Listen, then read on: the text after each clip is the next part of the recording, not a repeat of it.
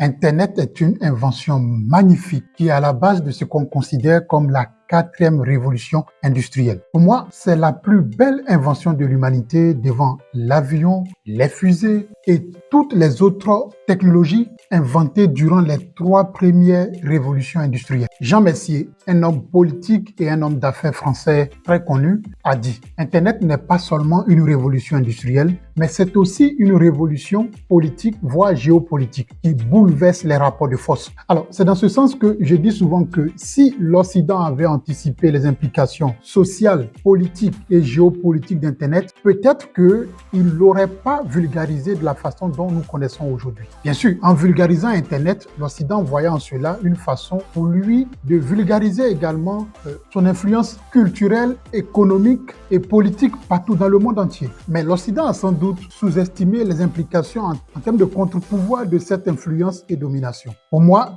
Internet est le facteur X qui a boosté l'éveil de la jeunesse africaine vis-à-vis de certaines politiques occidentales sur le continent.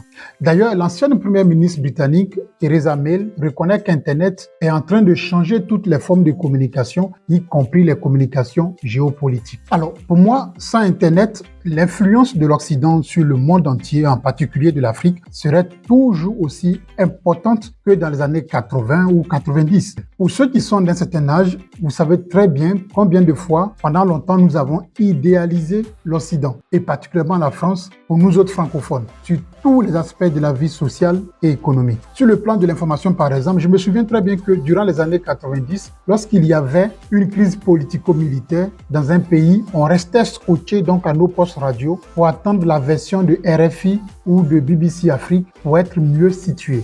Les informations provenant donc de ces médias occidentaux étaient comme des paroles d'évangile pour nous jeunes Africains. Mais aujourd'hui, beaucoup de jeunes doutent de la fiabilité des informations données par ces chaînes. Un simple zoom sur les commentaires laissés par les jeunes Africains, sur les informations publiées par les pages officielles de ces médias, sur les réseaux sociaux est une belle illustration. Alors, si la jeunesse africaine conteste les positions occidentales sur plusieurs dossiers d'actualité, notamment sur l'Afrique, c'est parce qu'il y a une démocratisation de l'information grâce à Internet.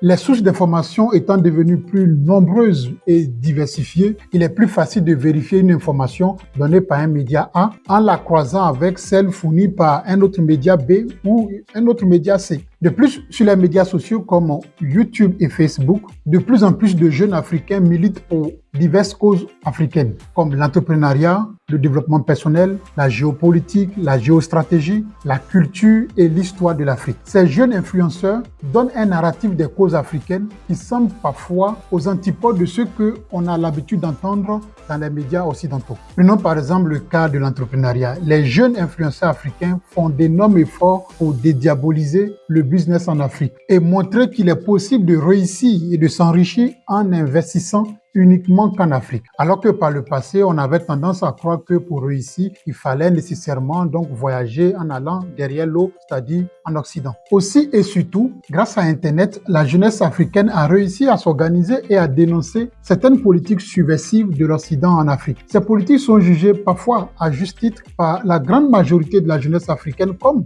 étant l'une des principales entraves au développement socio-économique donc du continent. Par exemple, dans cette vidéo, on voit bien un homme qui parle d'une certaine façon de l'Afrique. Suivons ensemble. Okay, we do everything to keep sub-Saharan Africa where it is, also impoverished. It's absolutely vital for the prosperity of everyone else. So let's get clear about that. Okay, and this means all the economic structures, all the global institutions and the economics we teach everyone is all designed to keep Africa exactly where it is. Dans cette vidéo, visiblement, on voit le docteur Ewald Nicola, qui est un enseignant-chercheur à l'université Erasmus aux Pays-Bas, qui explique comment faire pour maintenir l'Afrique toujours dans la pauvreté afin de pouvoir permettre à l'Occident de maintenir également son niveau de vie qu'il a actuellement. Déjà, pour voir ce genre de vidéos, n'eût été Internet, cela n'aurait pas été possible. Et donc, la grande majorité des Africains ne seraient peut-être pas au courant. Mais ces genres de pensées ne sont pas forcément rares. Et donc, Internet permet de révéler ce genre d'attitudes qui parfois sont en contradiction avec les politiques explicites menées par l'Occident sur le continent. Valentin Lacan Cambre, un grand militant pour la cause de la liberté sur Internet, disait « Le peuple n'a jamais eu autant de pouvoir que sur Internet ». Cela est d'autant vrai que c'est grâce au peuple, ou du moins en grande partie, c'est grâce donc à la mobilisation du peuple sur Internet et de la jeunesse en particulier sur Internet que la CEDEAO a été dissuadée de faire une intervention militaire donc au Niger.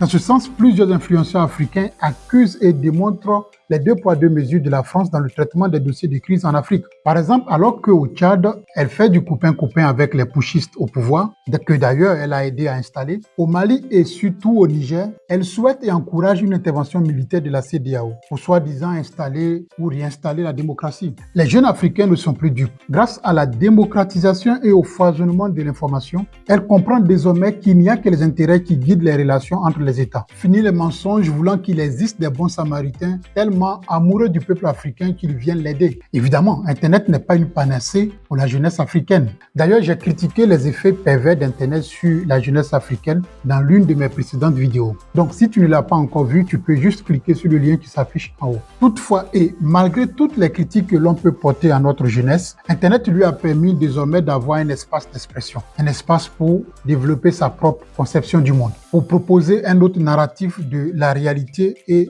de l'histoire africaine. Et cela est d'autant plus intéressant que cette jeunesse semble ne pas être soumise aux restrictions imposées par nos dirigeants, parfois sous l'ordre des Occidentaux.